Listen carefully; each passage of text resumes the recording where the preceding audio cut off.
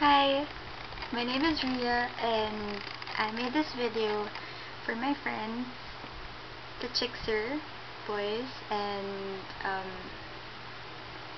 also to share my opinion about the issue that trended this afternoon in Twitter. First of all, Chickser is a group of boys who eventually all has the same talent, which is dancing, and I believe na they don't have anything to do about those issues that you guys are throwing at them. Kasi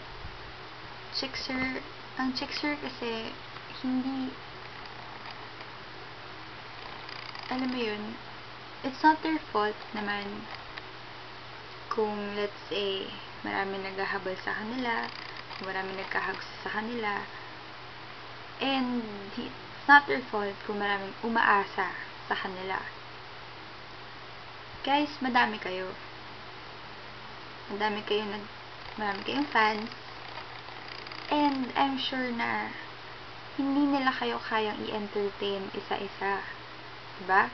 So there's no right, you have no right to say na they're snubbing you or na paasa sila and shit. Like, what the fuck, guys? You have to act mature. Kasi, to be honest, sobrang immature ng mga ginagawa nyo eh. All that haters thing, like, grabe. Nagpa-trend pa kayo over what? Ano na pala nyo dun, diba? Look, I'm not being angry to their haters, pero guys, you have to learn something. Diba? Isipin nyo na lang kung kayo yung nasa pwesto ng Chickser.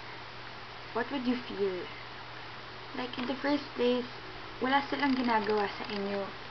Although, let's say na may pinagdaanan kayo before, na which is not right. Pero, that doesn't mean na kailangan nyo silang siraan. Parang, alam mo yun, buhay nila yun eh. Ano bang pakialam nyo? Diba? And, hindi lang kasi tama talaga sa paningin ko yung nangyari. And I just have to speak it out. You guys are acting so immature.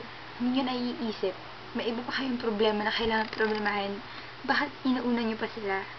And, bakit kailangan nyo silang pansinin? Anong problema nyo kung gusto nilang mag-get together or what? It's their way of expressing their love for their fans. Hindi naman kasalanan kung may fans sila eh. Diba? Hindi kayo rin, pasikat din kayo. Diba? In your own way. You don't have to, you know, you don't have to act like that. Kung ayaw nyo sa kanila, simply just ignore them. Hindi nyo sila kailangan siraan sa ibang tao. And you don't have to blame them sa mga nangyayari sa kanila ngayon. Kasi, for them, it's a blessing eh. You guys just have to respect that. And, ito, I'm just clearing things out ha. Wala akong kinakampihang side. Especially their side. Although they're my friends. Pero, I just really have to say this. And I want you guys to know na sobrang immature ng ginagawa nyo. And ng ginawa nyo. Bata pa kayo, you guys are gonna learn a lot. Pero yung paninira, kasi walang mapapalayan, guys. Sobrang walang mapapalayan. So you guys, you just have to stop. You have to respect each other, kasi nire-respeto nila kayo. Hindi nila kayo ginagalaw or what. And yung mga scandals na pinapost nyo, My God, ano ba yan?